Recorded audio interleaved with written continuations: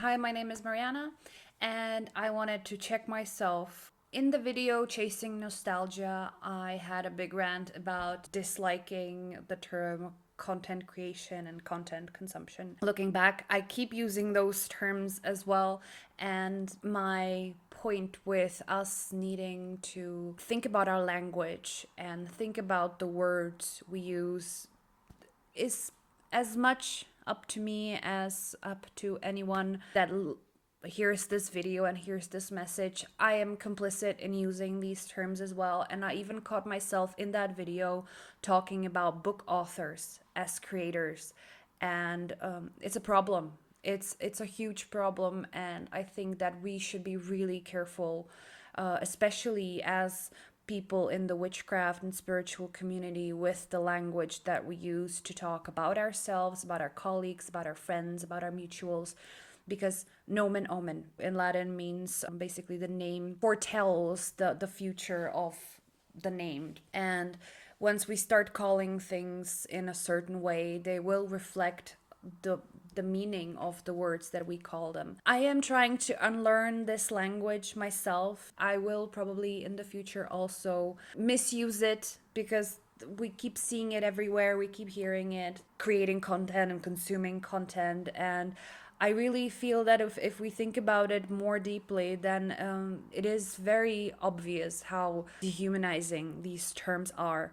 Because humans are not supposed to be content farms and content makers and content consumers. Even like the word consumer, I get it in like the wider economic sense of like we are consumers of goods, because like most of the goods that we buy are meant to be consumed, and it comes from like food and stuff that has to be bought regularly, our cleaning supplies, our food and beverages and stuff, because you buy it and then you consume it and then it's gone.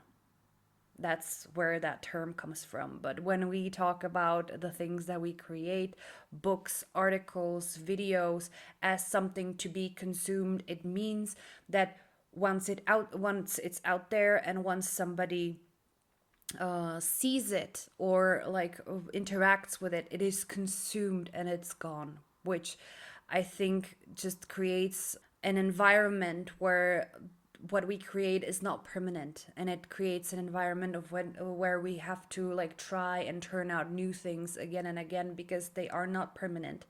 But what we do create, be it books and articles and videos and our opinions and our crafts and our practices that we share, I think that we should name them in the sense of permanence, in the sense of, hey, I'm an author, hey, I am a video maker. And the interactions that we do with the content shouldn't be consumption. It should be, hey, I have read this, I have seen this, I have thought about this, I have transformed this, internalized this, and like realized this. Try not to use the term consuming content and creating content, because it tells your brain that what you create and what you see and what you interact with is impermanent. And by you seeing it, it loses its like material status, or like its existence status. Content is not food. Content is not something that you get into your hand, consume, and then just it's gone. It's used up. With food, at least you can like have the argument that, yeah, you consume it, it nourishes you, it has like calories and minerals and vitamins, and it's like good for you. But your body transforms it. When we watch reels or like read a caption from an Instagram post, we don't even let the content that we consume transform us in any way. It's just like, yeah, you scroll up and it's gone. And I think it's because we are indoctrinated by this language. So just to iterate, I am very sorry I had a tangent about consuming content and creating content and how horrible it is, and then I proceeded to use that same language in that same video, and even for things that are not creative, like creating content, I used it for book authors. And I realized that after I finished the video, and I didn't want to edit it because I wanted to speak to it like on its own merit.